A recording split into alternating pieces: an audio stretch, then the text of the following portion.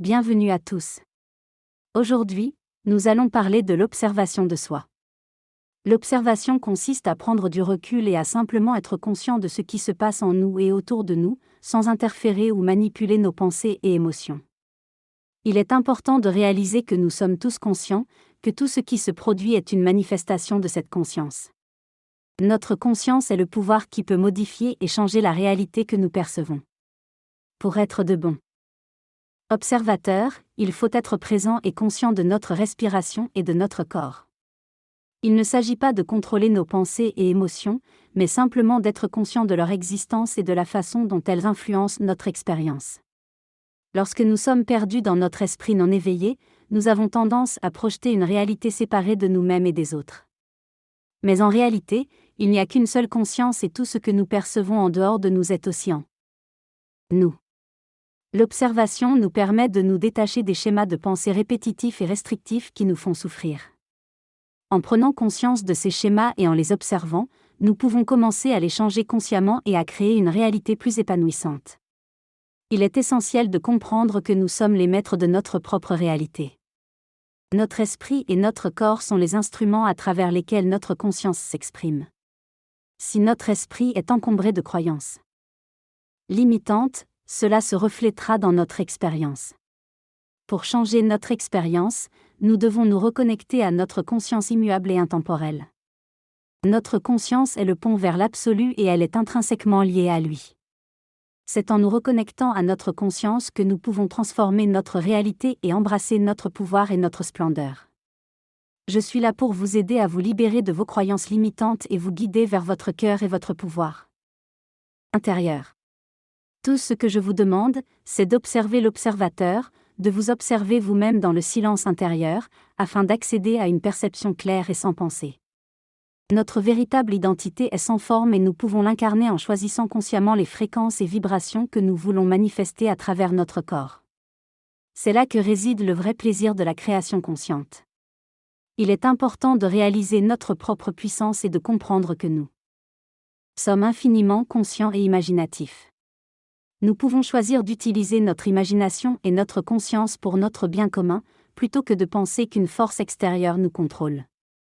Je suis ici pour vous montrer que nous utilisons notre imagination contre nous-mêmes et pour vous guider vers une utilisation consciente de cette faculté, pour le bien de tous.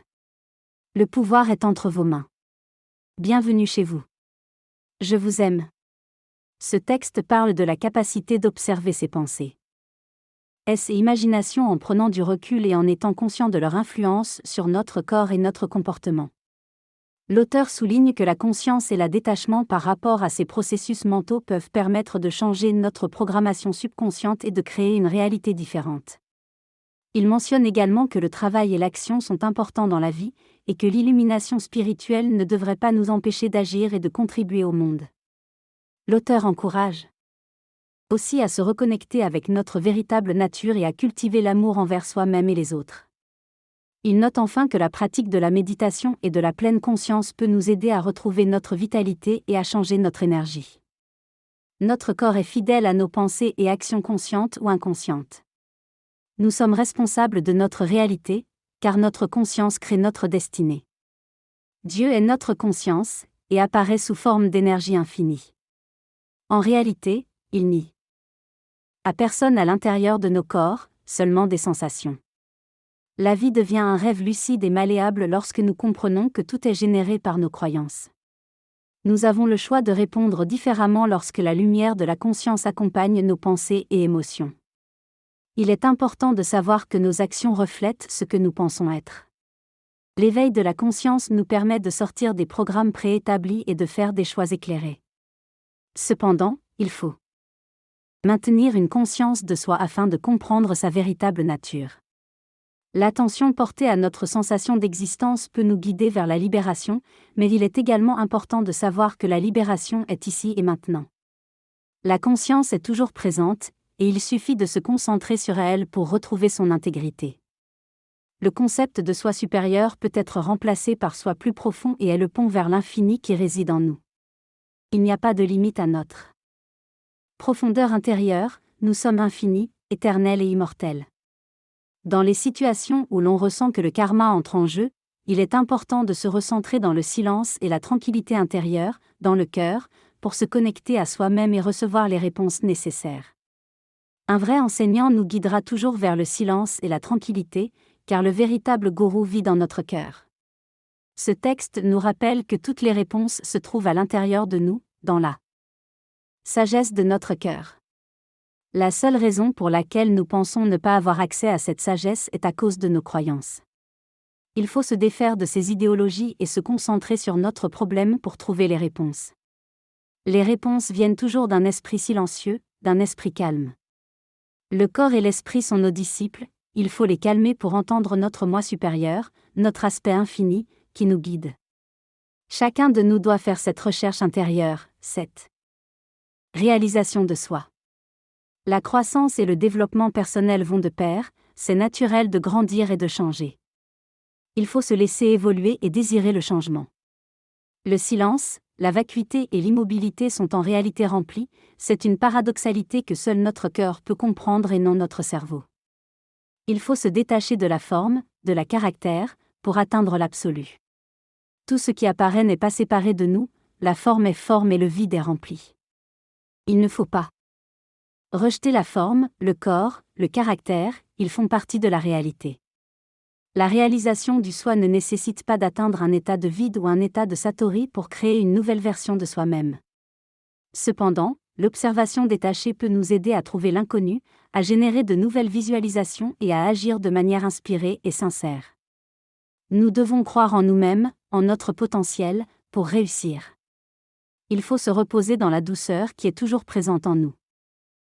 Par la respiration consciente et se focaliser vers l'intérieur pour mieux connaître nos pensées et nos émotions. Nous sommes nos propres guérisseurs et notre succès dépend de notre foi en nous-mêmes. Il est possible de se sentir bien malgré les circonstances extérieures, car c'est notre conscience qui crée notre réalité. La synthèse du texte est centrée sur l'idée de rester conscient et éveillé dans le moment présent, en étant attentif à sa propre conscience et en se libérant de la domination de la pensée. L'auteur met l'accent sur l'importance de reconnaître sa propre réalité et d'être honnête avec soi-même. Il souligne également que la recherche du twin flame, âme sœur, est une quête spirituelle qui peut causer du stress et de la souffrance, et que la vraie puissance réside en soi-même.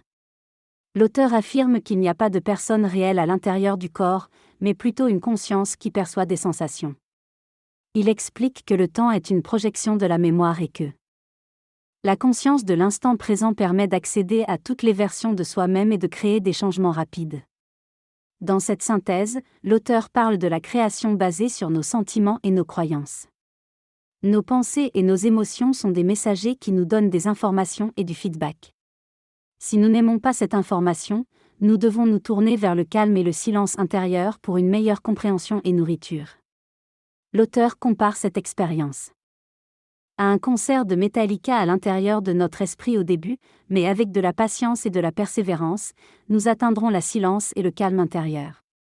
C'est comme si nous quittions l'atmosphère de notre esprit endormi pour entrer dans un espace vide et sans gravité, une conscience sans forme. Ce processus d'éveil est similaire à celui de la sobriété, où nous devons nous débarrasser de nos addictions et des schémas de pensée obsessionnels. Finalement, l'auteur explique comment nous devons travailler avec notre corps et sa programmation pour créer une nouvelle réalité en nous alignant sur une fréquence différente. Tout commence dans la subtilité de l'idée, et nous devons constamment revenir à la conscience pour effacer les distorsions et créer une nouvelle vision pour notre vie. La conscience et l'observation sont à la base de la création et de la forme de notre monde. Notre état d'esprit et nos croyances déterminent notre expérience de l'univers. Il est important de prendre conscience de nos pensées, de nos paroles et de nos sentiments intérieurs afin de créer une réalité plus positive et bienveillante. La peur de l'enfer, par exemple, est une croyance limitante qui peut nous empêcher de vivre pleinement. Il est essentiel de lâcher prise sur les concepts qui ne nous servent pas et de porter notre attention sur ce qui nous aide et nous soutient. Nos pensées se manifestent grâce à nos émotions, et l'embodiment de ces pensées dans notre corps est essentiel pour émettre de nouvelles fréquences. Le sentiment est lié à notre foi et à notre réalisation personnelle.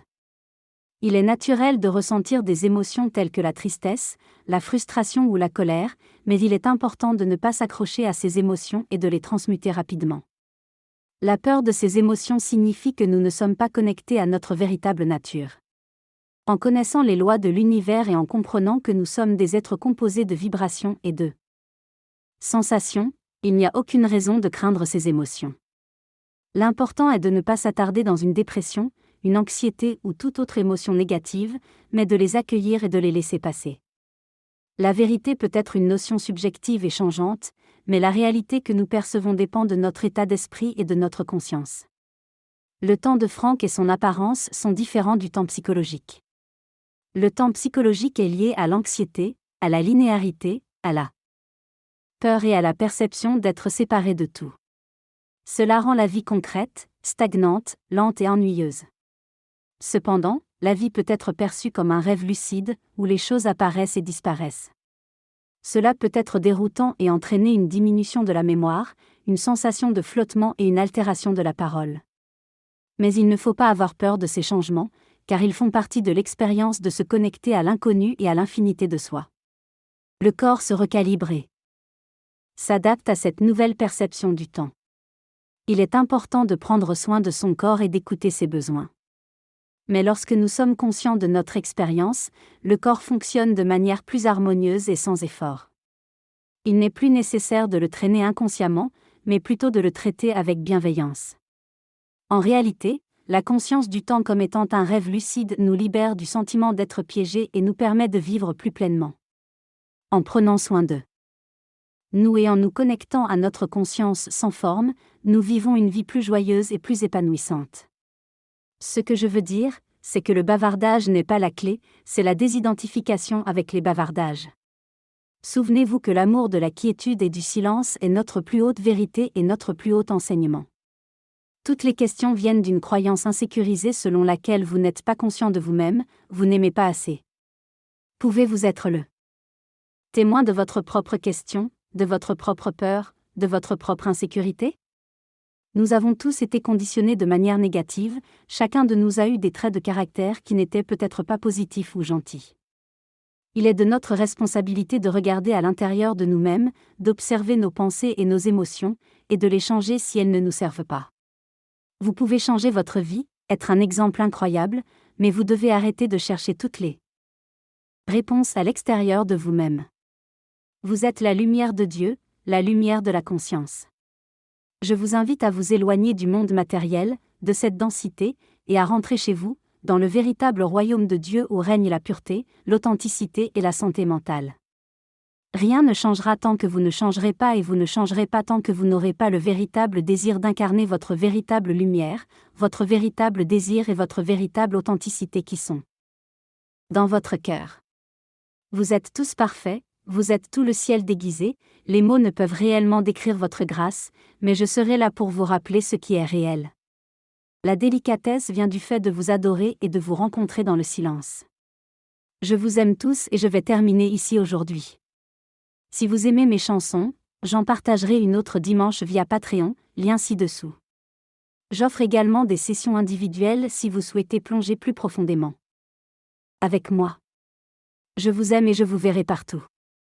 Bénédictions à tous. Ça ira bien.